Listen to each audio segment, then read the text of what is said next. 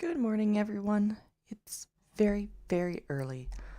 Um, America did their daylight savings time thing over the weekend, and so now it feels like 5 a.m. And I probably should have accounted for that. Maybe had it at 6:30 this week. But oh, I have. There we go. Sorry, I had my LinkedIn was not muted, so I heard an echo. Hopefully everything else is muted. That is muted. And Twitch is muted. Perfect. Right. Yeah, it's just LinkedIn giving me trouble, as always. Okay. So what's going on this week? So I read a little bit more about the self-fulfilling prophecy of Google, specifically the zero click. So this is a discussion in SEO of the rise of zero click searches, which I certainly do. That being a search where you're trying to find simple information. So you put in your question and AI overview or something, the answer pops up on the search page so you don't have to actually click anywhere. And so a lot of people have been using this in their SEO is dead perspective, because people aren't getting as many clicks anymore. And I mean, that's true. And this article did point out some statistics on that. But it also pointed out that the percentage is actually still pretty small of zero click. So people still are going through for information. And if you think about it, that makes sense and where SEO kind of has been. Because even before AI overview, there were different features on the Google homepage. Maps with local business information. People also ask, what were some other features that were really popular that now AI overview just deletes? But basic definition, summary, those have been a feature of Google for a while. So yeah, people don't necessarily have a reason to click through for something very straightforward. But people do want more information on more complex topics. So if you're doing good SEO and you're writing thorough content that people want to read, you will still get plenty of traffic. And that's something that I noticed with one of my clients when this kind of started coming out and impressions were supposedly declining. He wasn't affected that much. His business wasn't affected that much. And generally speaking, things were improving because the content that he was providing was very engaging and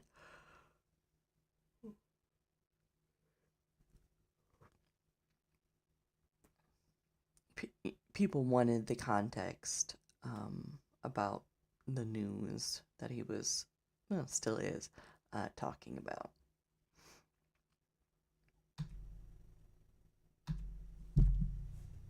Okay, yeah, so the S word. So, AI generated slop accounts for 21% of YouTube Shorts shown to new users. I was very curious about the statistic, um, although I wasn't able to get all the details. But my question being, like, how do they determine what AI generated slop is? Is that based on like user reports? Are they saying we're being shown a lot of slops? It's getting feedback from the user, because it seems like it should be an easy problem to fix. You know, if the algorithm can figure out that it's slop pretty early on, then it should stop showing it, right? Like 1 out of 5 videos is a lot. It's a lot.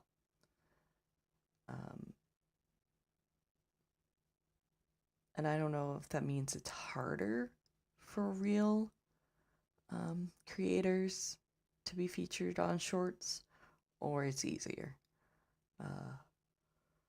Maybe it's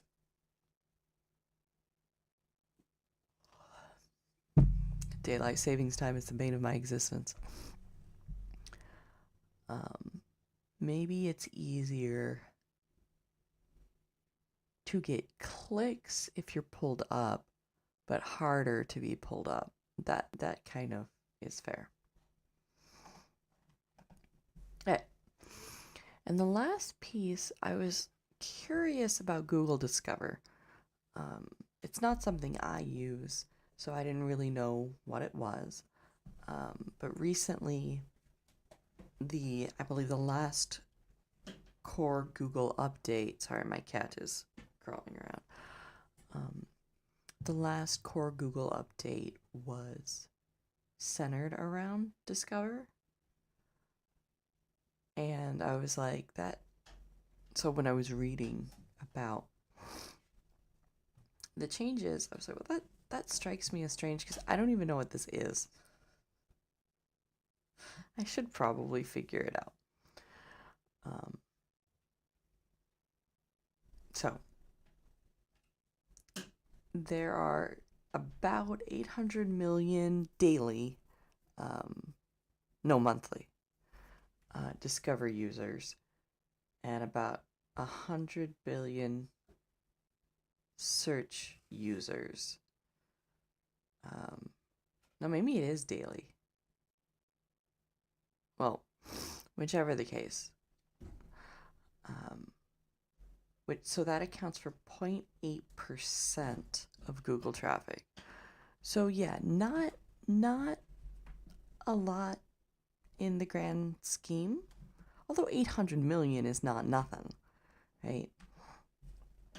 But in order to use Google Discover, you have to turn on allow Google recommendations, which I would just never do, right? That's kind of my take. I try to turn off any features that involve tracking or AI training or anything like that. I like my online privacy, please and thank you. Not that Google doesn't already know everything about me, because I have a Google account and I'm sure it reads my emails, and I don't understand why people think Google is secure. But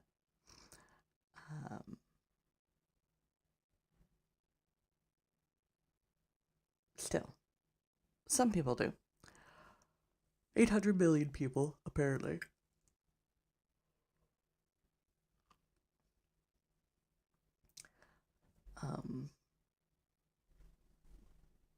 And so those people have had a recent update to their Discover,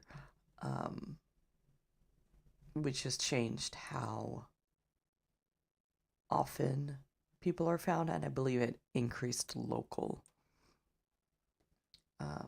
visibility in Discover, which is good. But I don't know a ton about it because I haven't really focused on Discover before, but now I know what it is and volume impact.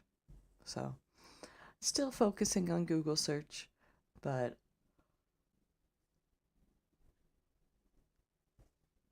wouldn't hurt to look at Google Discover a little bit more. All right. That was actually it for today. So a relatively short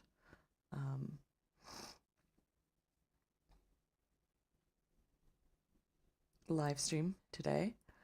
I believe next week I'm going to take a break. So this was episode 9. It seems like a good time to take a little rest, maybe even for the rest of the month. And then come back with season 3. Because how many did I do last fall? I did a total of 13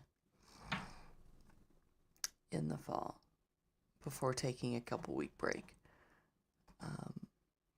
So given how I feel this morning, and given a couple additional projects that I've got going on,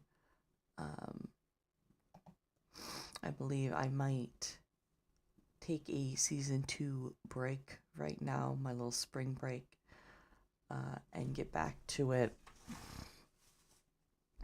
sometime in the next few weeks. I will announce that on LinkedIn and Discord when I get decisions finalized, kind of based on how things go this week. Should help me figure out what my schedule looks like over the next month. And thankfully the daylight savings time will at some point get easier. But the first couple days are always rough, and my kids, thankfully the weather was really nice yesterday, so in the afternoon they got to play outside for a while, because they were pretty cranky in the afternoon, all in all.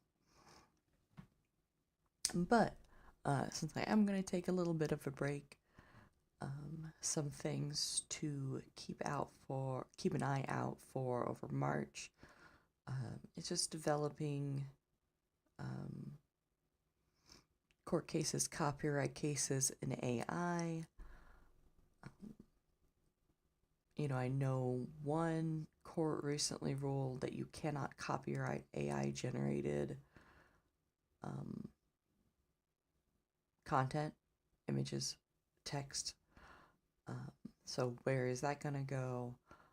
And how does that affect businesses who use it? For the most part, businesses, well, at least that I know, they're not trying to make commercial products, copyrighted projects. They're using it for their advertising. They're using it for their workflows.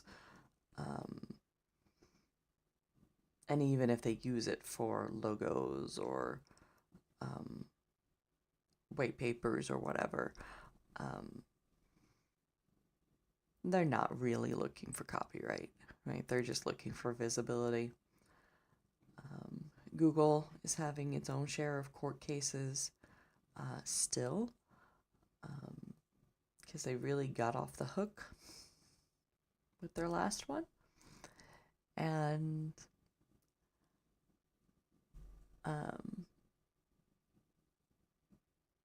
yeah, I don't know if anything else is going to come of it. What else is kind of big news?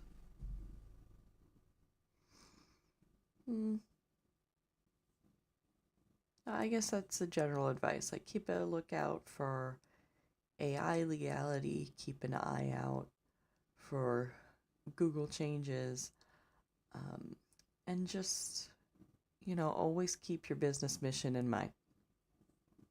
Hey, that's the summary. That's the important thing. Try to remember why your business is and what you're trying to do, and focus on that. So, with that, I'll see you later, probably this month, but maybe April. And until then, be well.